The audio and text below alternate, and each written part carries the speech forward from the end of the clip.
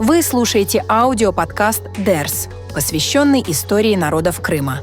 Эта лекция кандидата философских наук Надира Бекирова посвящена караимам, одному из коренных народов региона. Кто такие караимы? Являются ли они потомками хазар? Поговорим об их религии, тюркских корнях, диалектах, формировании как народа, а также узнаем о караимах в Литве и Галиции. Сегодня я хочу рассказать еще об одном очень интересном крымском народе, самоназвание которого Карай. Большая часть, скажем так, людей, плохо знакомых с этим народом, называют его караимы.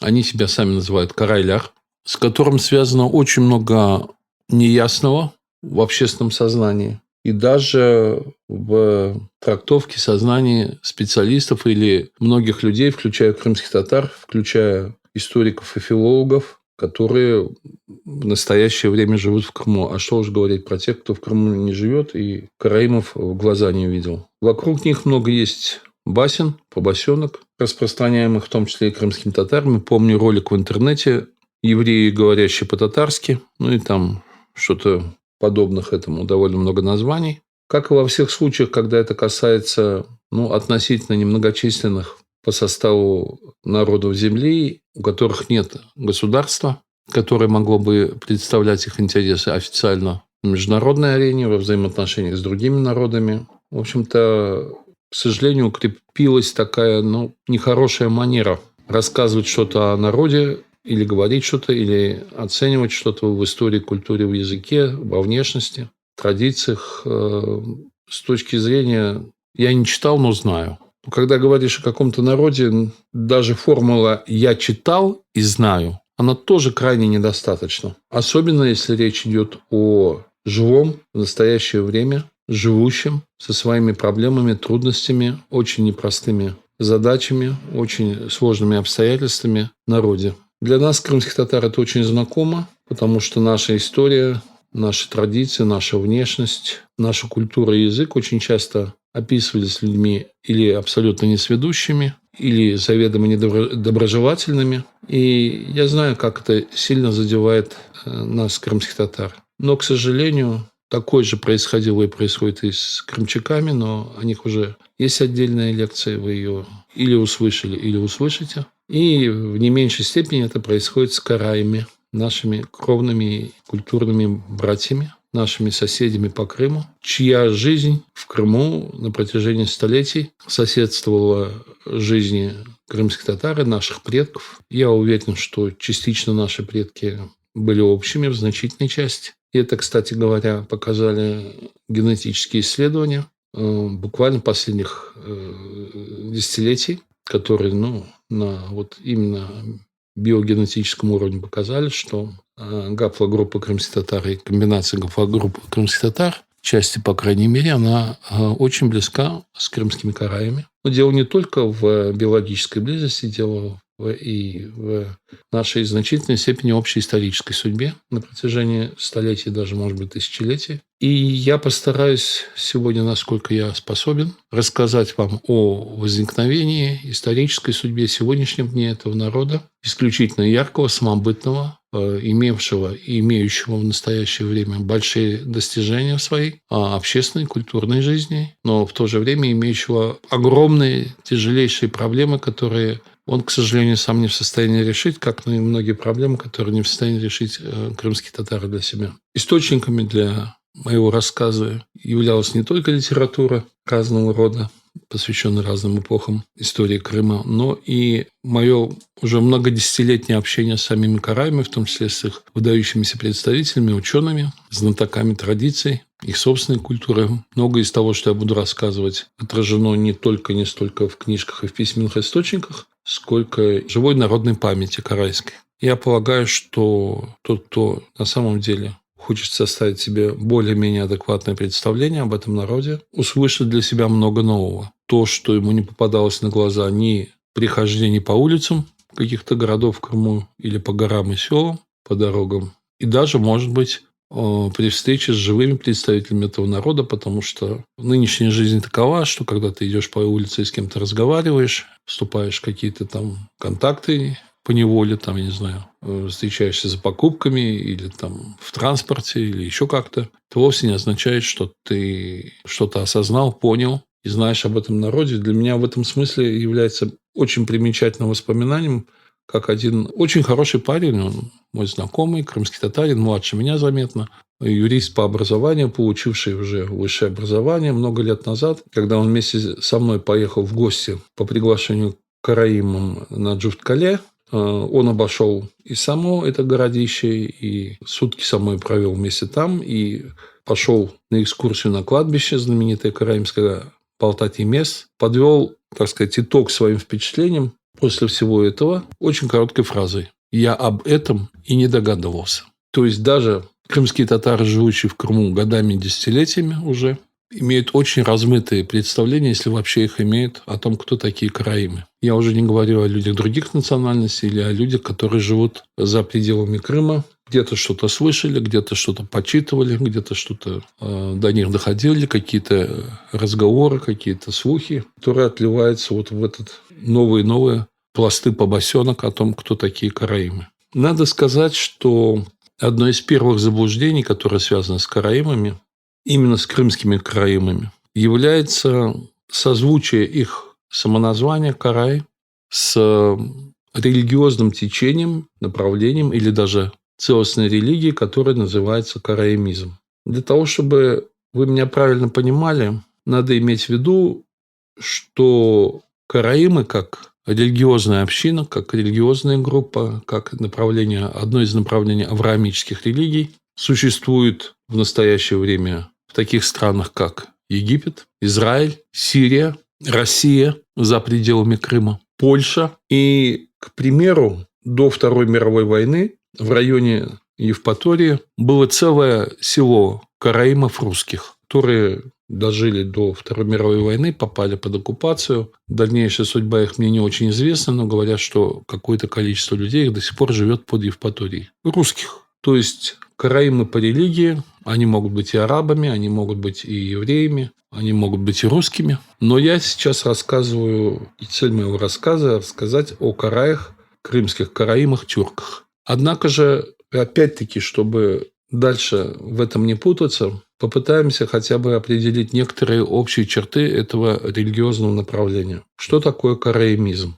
Разумеется, религиоведы там или теологи сами, они это могут объяснить тоньше, но самое важное, фундаментальное отличие караимизма от того, что сейчас называется иудаизмом, заключается в том, что в караимской религии не признается священный статус Талмуда. Караимское вероучение основано на Ветхом Завете, дохристианской части Библии, а Талмуд – это комментарии, которые раввины, иудейские священники и специалисты, комментаторы, собрание комментариев к вот этому Ветхому Завету, который иногда называется Тора, иногда Танах. Там каждое из этих названий не совсем точное, но для наших целей это понятно. И работа над которым была завершена к VIII веку нашей эры, в то время как Ветхий Завет уже существовал до рождения Иисуса Христа, основателя христианства, основоположника, и до возникновения христианства. Так вот, караимы по вере считают, что священным писанием является только Тора, Ветхий Завет, и дело каждого верующего самостоятельно разбираться в нем, понимать его, толковать его и руководствоваться им в своей жизни. Комментарии же, принадлежащие человеку, сборник комментариев, названный Талмудом, они как источник религии своей не признают. Сам исторический процесс был несколько сложнее, потому что первоначальная, так сказать, иудейская вера, основанная только на Ветхом Завете, сейчас определяется как мозаизм от имени Моисей Муса. Однако тоже к VIII веку нашей эры один из теоретиков, из знатоков, иудеев, который не имеет отношения к Крыму, он жил в Сирии, Анан бен Дауд, он оформил вот эту позицию, потому что именно к этому времени завершилась работа над Талмудом, как несогласие с Талмудом, и оформил ее в религию, которая называется караимизм. Надо сказать, что тогдашний халиф признал караимизм отдельной религией, самостоятельной и имеющей право на существование, потому что Ветхий Завет, он также является священной книгой, которую признают мусульмане. И в этом смысле халиф не считал это ни ересью, ни отклонением от вероучения. Но караимы, иначе говоря, с исламской точки зрения, также являются людьми Писания, людьми книги, как и иудеи, как христиане. Анан бен Дауд никогда не был в Крыму, но его вероучение, его позиция нашла поддержку у определенной части людей, исповедовавших иудаизм, и таким образом караимизм стал распространяться на Ближнем Востоке, чуть позже на Кавказе, и тоже через его последователей, учеников дошел и до Крыма. Но можно с большой уверенностью сказать, что караимизм как религия достиг Крыма не столько через Черное море, сколько через то, что караимизм приняла в качестве официальной религии верхушка хазарского каганата. На эту тему тоже есть разногласия среди историков. Идут споры о том, приняли ли тюрки-каганы, аристократия хазарского каганата, именно караимизм, или все-таки иудаизм раввинистический. Одним из аргументов того, что они приняли, а это был Итиль, который был расположен на Волге, где-то в ее устье. До сих пор остатки этого города, описанного в разных источниках, бывшего достаточно большим, не найдены. Но все историки сходятся на том, что он реально существовал где-то в низовьях Волги. Но другое дело, где именно это находилось, потому что многие знают, что Каспийское море, в которое впадает Волга, оно периодически в течение нескольких столетий, его уровень поднимается, спадает, соответственно, это все размывает, плюс к тому же разрушение Итиля в ходе войны князем Святославом Киевским могло уже его там отчасти уничтожить, а потом вот эти все географические, климатические изменения также уничтожили его следы. Он до сих пор не найден, но по письменным источникам известен. Так вот, поскольку Крым примерно с V века до X входил в состав, я имею в виду полуостров, в состав хазарского каганата, то, что потомки хазар здесь, в Крыму, являются именно караимами, дополнительное свидетельство в пользу того, что в хазарском каганате был принят не раввинистический иудаизм, а караимизм. И надо сказать, что караимы, именно как оппозиция раввинистическому иудаизму, они себя не считают иудеями. Религиозные караимы, караимы по вере, не считают себя иудеями, они считают себя последователями отдельной религии. Это то, что касается названия караим. Вроде бы оно переводится с арамейского языка как «читающий». То есть, опять связано с книгой, со священной книгой. Однако же, и это очень удивительно, среди тюркских племен и родов еще раннего Средневековья встречается наименование племени Карай, Кирей, которое очень созвучно этому слову караим, в связи с чем и происходит это смешение. То ли это амоним, то ли это как-то по-другому. Наверное, исследователи в будущем смогут разобраться. На настоящий момент это сложно сказать. Но дело в том, что роды и племена Карай в настоящее время существуют и у казахов, и у хакасов, и у алтайцев, и у узбеков, и у уйгур, и у хазарейцев. Поэтому это не просто уникально крымское явление, но это дожившее до наших времен очень древнее название одного из тюркских родов и племен. Можно, конечно, сказать, где Крым и где Алтай, там или Средняя Азия. Но дело в том, что я уже на этом останавливался. На протяжении столетий и тысячелетий в евразийских степях шел процесс перемещения разных тюркских племен, народов, создания разных племенных объединений. Так получалось, что иногда какие-то ранее средневековые этносы тюркские делились, расходились по разным местам, сливались с другими этносами и уже существовали в них в виде их подразделений, не в качестве самостоятельного народа. Поэтому это как раз ситуация достаточно типичная. И это касается не только названия или рода Карай. Если говорить шире, то в Крыму существовали и такие роды, как Меркит, Гунрат, Ас, Кыпчак, Кангар и многие другие.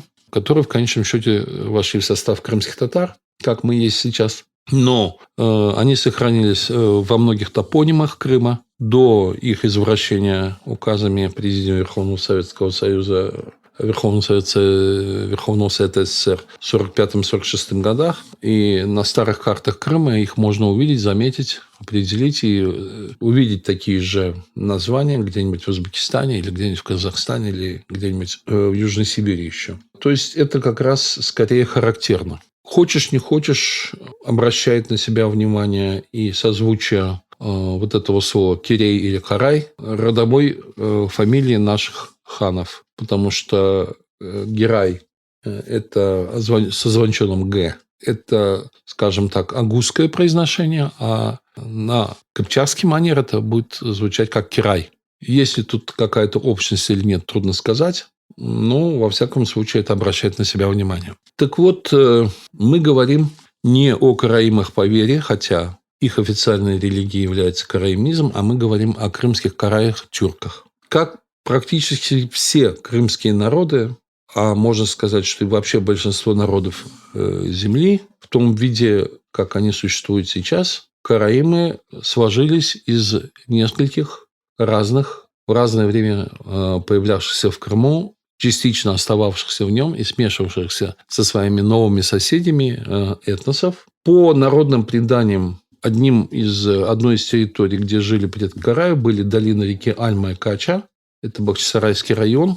Если посмотреть на начало первого тысячелетия нашей эры, то это уже достаточно сложный по этническому составу район, потому что там жили и тавроскифы, и в тот период их враги готы, а у караимов, у современных, есть в том числе фамилия Гота, и как и у крымчаков. И, кстати говоря, в дневниках русского писателя Грибоедова, который побывал в Крыму в начале XIX века, отражен его разговор с одним из старейшин из Джуфт-Кале караимских, где Грибоедов его спросил, а кто же ваши предки? И тот сказал, раньше мы были готы, а теперь вот мы караи. Опять-таки, это не означает, на мой взгляд, что все караимы – это потомки готов. Нет. Но готы могли быть, или часть готов могла быть также одним из предков нынешнего караимского крымского народа. Особое обособление караимов стало происходить, то есть начало складывания этноса, относится где-то к середине первого тысячелетия, когда определились границы Хазарского каганата, и Крымский полуостров стал частью Хазарского каганата в степной своей части и в северных предгорьях. Это как раз примыкает к будущему, или в этот ареал входит будущий многосотлетний центр, как они его сами называют, родовое гнездо караимов, Джуфт-Кале. Тот, который чаще в туристической всякой литературе, в популярной, именуется Чуфут-Кале. Но к его названию мы еще подойдем. Вероятно, где-то вот в этом же 8-9 веке происходит и разделение между общими предками крымчаков и караимов. Те, которые выбирают раввинистический иудаизм, в конечном счете дают начало крымчакам. Те, которые встают на позицию караимизма, они отделяются по религиозному признаку от будущих крымчаков и, кстати говоря, от многих других будущих этносов Крыма, в том числе и тюркских. Потому что в Средневековье, это широко известный факт, религиозная принадлежность часто играла определяющую роль в общинной жизни и в национальной жизни, в складывании будущих современных народов. Тем не менее, связь с хазарами у караимов, и вот это как раз, видимо, так сказать, те хазары, которые оказались в Крыму, хотя опять-таки надо оговориться, что хазары не были совершенно моноэтничным народом. Сами хазары, по мнению Льва Гумилева, по большому счету, это микс между какими-то местными северокавказскими народами или племенами и тюрками. Вот такой микс, который дал начало хазарам. И уже когда они появляются в Крыму или распространяют свое влияние на Крым, вот те, кто себя называет хазарами и выбирает караимизм, дают начало караимскому народу. Видимо, существенную роль в этом играет и какой-то род карай или кирей. В разных источниках по-разному, применительно к разным тюркским народам. Или племя. Исследователи, тюркологи, языка, в частности, очень известный, умерший уже, но до сих пор очень авторитетный исследователь Баскаков, говорит, что караимский язык в значительной степени по своей фонетике соответствует написанию древних архоно-енисейских тюркских надписей, которые отнесены далеко-далеко в Сибирь, в Монголию, то есть это несколько тысяч километров, но это как раз и говорит о том, что, во-первых, тюркский ареал в ту эпоху был очень широк в Евразии, а во-вторых, что сам караимский язык имеет древние тюркские корни или прототюркские, о чем мы говорили применительно к скифам и так далее. Опять-таки Баскаков считает, что в караимском языке чувствуется влияние воздействия в разных периодах булгарского, хазарского, печенежского и половецкого языков. Другие тюркологи считают, что в караимском языке, как он существовал до недавнего времени, вживую, лучше всего сохранился поздний западно-половецкий, то есть куманский язык. Дело в том, что в настоящее время крымские по происхождению караимы-тюрки живут в 3 основных регионах. Их историческая родина Крым, но в настоящее время, и причем уже 700 лет, большая община караимов, около 600 человек, проживает в Литве, а также в Западной Украине, в Галиции исторической. И караимский язык делится на 3 диалекта. Собственно, крымский, на литовский, или его еще называют тракайский по городу,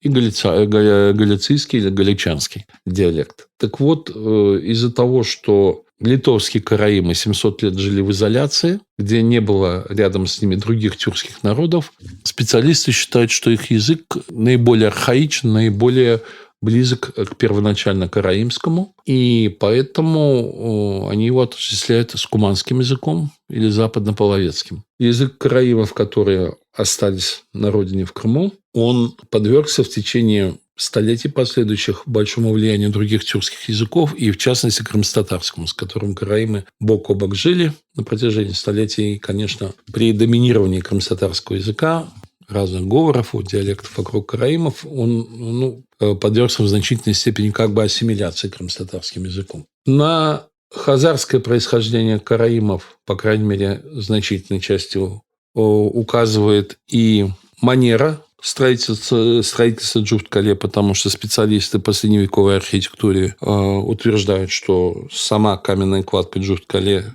я не специалист, но они там свое это знают, в значительной степени напоминает хазарские постройки, которые известны археологам, каменные. И, кроме того, проводилось краниологическое изучение остатков хазарских погребений и вообще средневековых крымских погребений. Краниология – это наука о черепах. Я уж не знаю, наука или там учение, дисциплина, которая изучает черепа. И опять-таки замеры этих черепов показали близость черепов современных живущих караимов и относительно поздних захоронений, о которых нет сомнений, что они караимские, с хазарскими черепами, но опять-таки как некие метисные такие конструкции с какими-то другими крымскими захоронениями того же периода, но не хазарскими. То есть это еще одно из подтверждений того, что караимы являются метисным народом с значительным участием первоначальным хазарской антропологии и культуры. Надо сказать, что преемственность караев с хазарами зафиксирована и в, собственно, караимском языке, который жив в той или иной мере до сих пор. У караимов в быту есть 2 блюда, которые прямо называются хазарскими. Хазар-кебаб – это самая простая форма обжарки мяса на углях или на камне раскаленном. И второе – это хазар-катмаре. Это один из 3 видов караимской халвы ак, альва, ак-халва, кара-халва и хазар-катмаре. Вот хазар-катмаре – это 3-й вид халвы. Они все, вернее, 2 разновидность имеет такой ритуальный характер. Кара-халва, она готовится из муки с добавлением там жареной муки. Она имеет темный цвет. Подобное блюдо существует у крымских татар. Кстати говоря, у караимов и у крымских татар оно используется примерно одинаково. Там есть и сахар, или мед, но там есть и горькие присадки, в том числе черный перец. Караимы его, как и крымские татары, употребляют в качестве блюда после похорон. Это имеет символическое значение. Ак-халва, она делается, довольно сложный рецепт, из яичных белков, очень сладкая, с орехами, очень интересное, тянущееся такое блюдо. Немножко как бы. А вот хазар хатмары, буквально это получается кусок или твердость, что-то такое можно перевести на русский. Это нечто среднее между хара-халва и ак-халва. Она, опять-таки, после похорон употребляется, ак-халва употребляется во всяких праздниках, торжествах. И хазар хатмары – это тоже в быту, не только в ритуальных целях. На связь караимов с хазарами, с хазарским языком обращали внимание известные тюркологи XIX века. Это Радов, Мережковский. В 1971 году академик Алексеев, тоже советский академик, он издал книжку «Очерки истории тюркских народов Восточной Европы», где описывает их караимов как наследников и преемников хазар. В 1924 году было то, о чем я говорил, генетическое исследование, где была установлена большая степень биологического родства караимов современных с определенной частью крымских татар, как раз горно-лесной зоны. Однако же, учитывая эпоху Средневековья, учитывая, что хазарский каганат был разрушен, прекратил свое существование, был разгромлен, то караимы, оставшиеся в части хазарского каганата в Крыму, они, в общем-то, стали своего рода независимым населением, потому что хазарский каганат как таковой прекратил свое существование, и основное такое доминирование военно-политическое на территорию от причерноморских степей до Поволжья тогда заняли печенеги, о которых мы будем говорить отдельно. Это родственный хазарам народ, который, в той или иной степени, можно сказать, согласие хазар, не очень, судя по тому, что пишут историки, добровольного, но в то же время без больших военных столкновений заселил эти степи, потому что хазары стали в значительной степени уже оседлым населением и городским населением, поэтому значительные степные пространства освоили печенеги, сохранившие кочевнический образ жизни долгое время, но это отдельная история. В Средневековье, как я уже говорил, по мере укрепления и становления караимизма в качестве отдельной религии, собственно говоря, уже применительно к населению Крыма, к крымскому народу, употребляется слово «караимы». В частности, в 1246 году, по некоторым версиям, это был договор между Данилой Галицким, князем, и ханом Батыем, когда русские земли проиграли войну монголам. С некоторыми все-таки был заключен мирный договор, в том числе с Данилой Галицким, и он пригласил, детали не очень известны, но он пригласил часть крымских караимов переехать к нему. Я это связываю с тем, что караимы были, в общем-то, достаточно хорошо, так сказать, воинственным народом с боевыми традициями. Возможно, в прежнюю эпоху там были какие-то соприкосновения с хазарами, и в Галиции караимы проживают более 770 лет. С одной стороны, это укрепило позиции, наверное, князя, который получил в их лице какую-то часть воинского контингента. Но, с другой стороны, конечно, ослабило их позиции в самом Крыму, тем более, что еще примерно через 100 лет, в 1397 году, литовский князь, великий князь Литвы Витовт, опять-таки вывез, по разным источникам, 383 семьи, не человека, а семьи караимов к себе в Великое княжество Литовское, где они стали его охраной и защитой замка Тракай. Ну, то есть умножьте 380 на 5, а может быть и на больше. Семьи тогда были большие. Это, конечно, тоже в значительной степени ослабило позиции караимов здесь. Откуда именно, из какого места Крыма, сказать трудно. Пока что по существующим источникам это установить невозможно. Но с тех пор караимы живут в Литве и несут воинскую службу. Разумеется, уже не в последние века. Они находятся в довольно приличном положении. С ними там считаются все литовские правительства. В царской империи там они, когда Литва стала частью Российской империи. И позже, в независимой Литве, между двумя мировыми войнами, и в независимой Литве у караимов, в общем-то, к караимам отношение очень лояльное, дружественное. Они практически проживают в тех домах, которые построили их предки.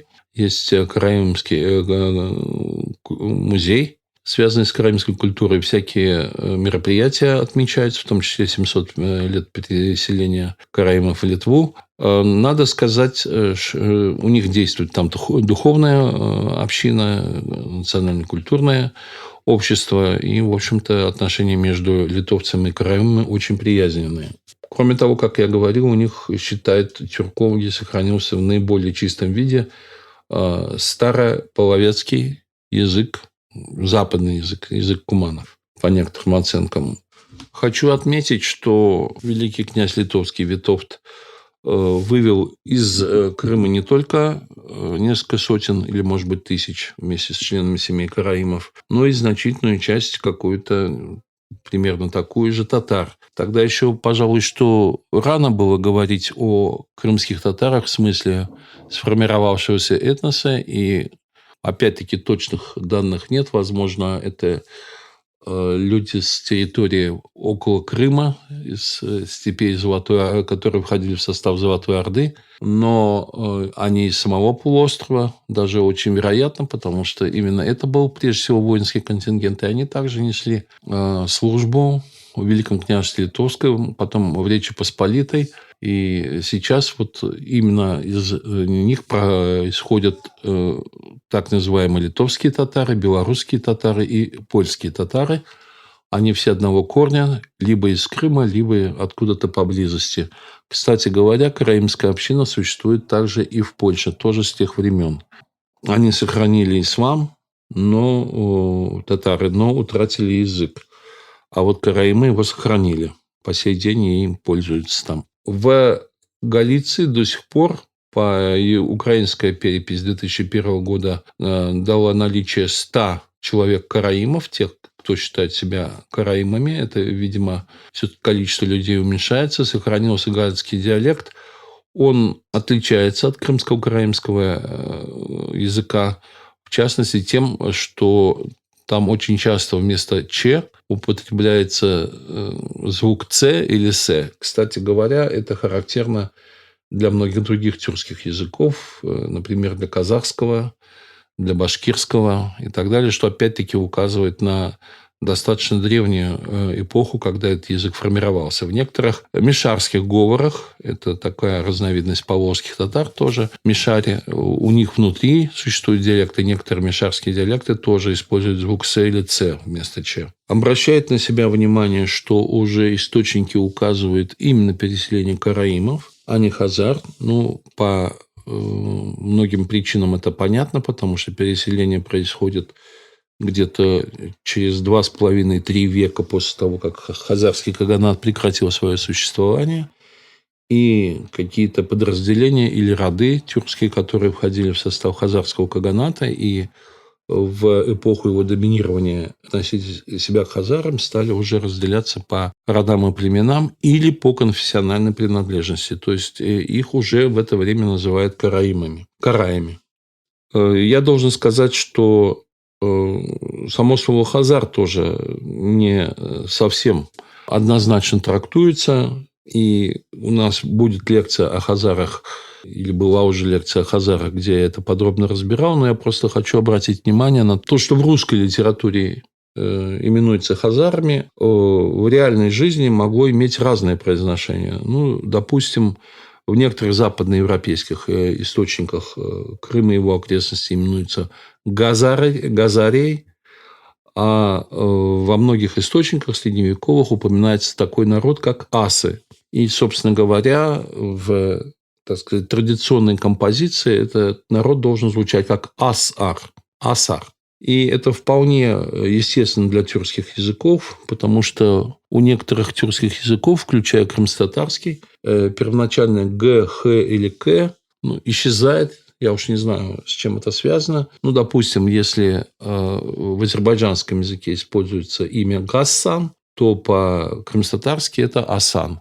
И такое случалось, опять-таки, не один раз. И на территории Крыма существуют топонимы, которые как раз и содержат в себе этот корень. Допустим, место рождения известного крымско-татарского поэта Шакира Селима – это селение Бюйүк-Ас, то есть Большой Ас, недалеко от Перекопа. И в настоящее время, я знаю, в Крыму действует строительная фирма, выходец ее как раз из этого села называет свою фирму Бюйүк-Ас, то есть Большой Ас. Наряду с этим был, значит, и Кючук-Ас или Кичкине-Ас. Скорее всего, Кючук-Ас, потому что это та эпоха, маленький ас. И вообще слово ас встречается и на Северном Кавказе, и в Нижнем Поволжье, в разных топонимах. Собственно говоря, это и есть тот корень, который дал название народу хазар, то есть народ асов. Так же, как татар там и так далее. Но сам корень, что означает, сейчас сказать трудно, до конца это не решено. Я уже говорил о том, что обособленность караимов первоначальная от других окружающих тюркских племен народов и не тюркских в значительной степени связана с тем, что они приняли эту особую религию, караимизм, одну из авраамических религий, но источники и народные предания, и исследования, и в том числе современная культура караимов, они показывают, что долгое время караимы, как, кстати говоря, и другие тюрки, приняв какую-то монотеистическую религию, сохраняли в значительной степени в виде каких-то культурных традиций, пережитков, может быть, суеверий, может быть, каких-то побочных, так сказать, дополнительных верований. Это старые домонотеистические верования и обычаи, и обряды, и взгляды. Например, караимы, как и многие тюрки, называют единого бога Тангры. Сейчас уже исследования последних десятилетий показывают, что тангрылык или тангрианство – это древнетюркская религия, которая имеет много общих черт. Иногда ее называют культом вечного неба или синего неба, Коктангры. И дело не только в этом названии, а дело в том, что в самой религиозной жизни караимов чувствуется очень много такой двойственности. Причем первые века принятия монотеистической религии, оно формально было осуществлено, но точно так же, как в хазарском каганате, по сути говоря, караимизм или иудаизм приняла только верхушка, а в массе народа существовали разные религии, в том числе и христианство, в том числе кое-где проникал уже ислам, и в значительной степени они все еще были тангрианцами, то у караимов по сей день сохранился культ священных дубов, причем среди тех дубов, которые растут на кладбище Балтат-Емес под Бахчисараем, под Джуфт-Кале. Каждый род караимский знает именно свой дуб, и там есть ритуалы, которые связаны с общением с потусторонним миром рядом с этим дубом. Есть священные книги караимов, которые написаны на арамейской или древнееврейской письменности. На самом деле, так же, как средневековый крымско-татарский язык или турецкий пользовался арабской письменностью, караимский язык, складывающийся в это время и развивающийся, пользовался письменностью, которая сейчас называется иврит или арамейское письмо. В то же время обязательно караимские молитвы произносились на иврите или, как иврит, это сейчас восстановленный древний язык, древнееврейский, или на арамейском языке.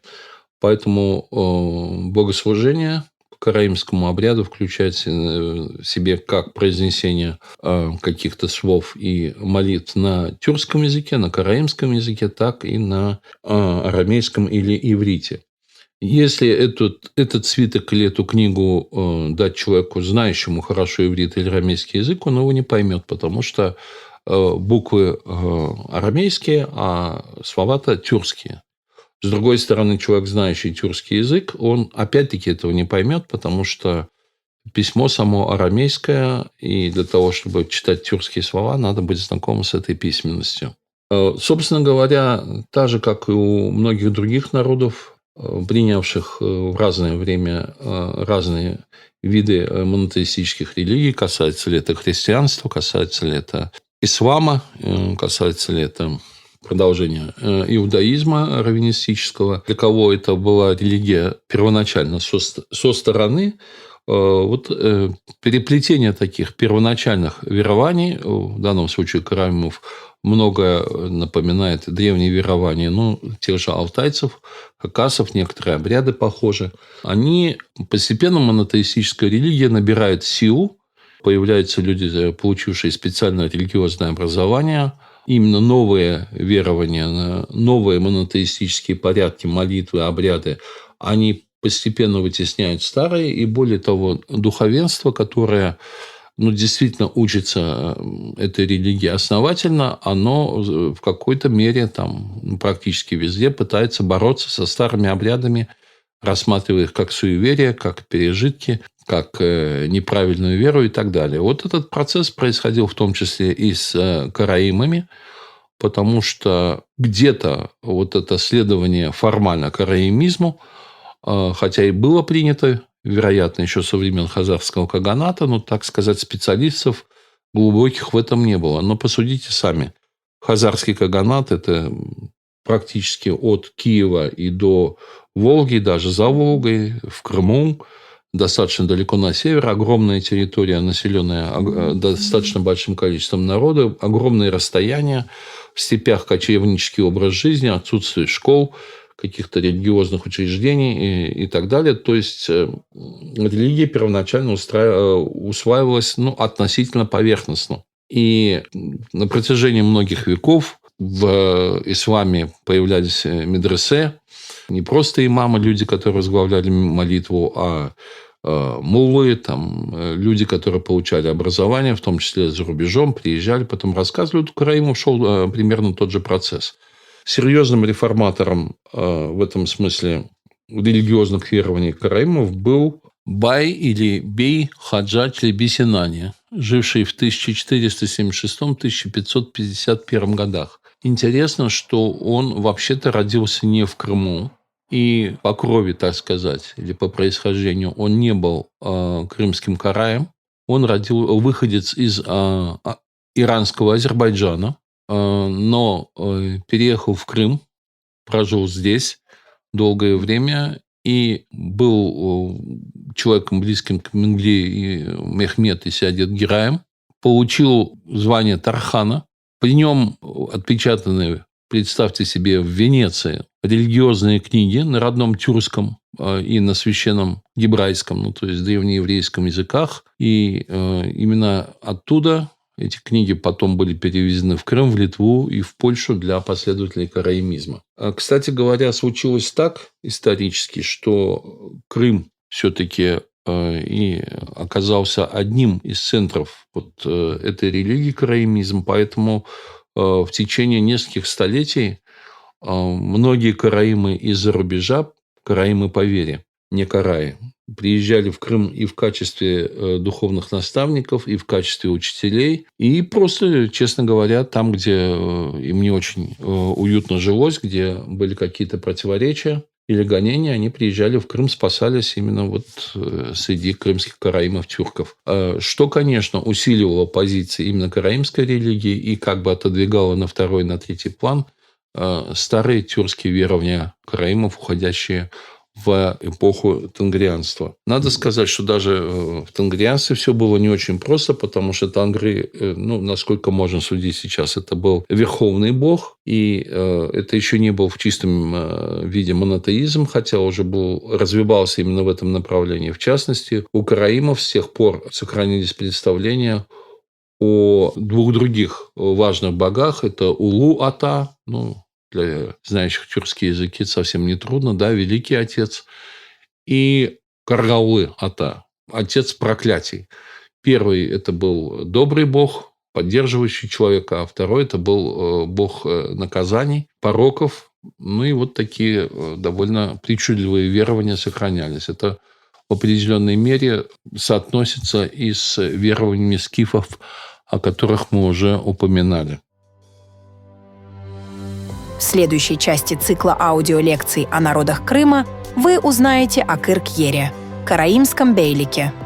Мы узнаем о становлении и падении этого княжества, о светских и духовных лидерах караимов, их особом статусе в Крымском ханстве –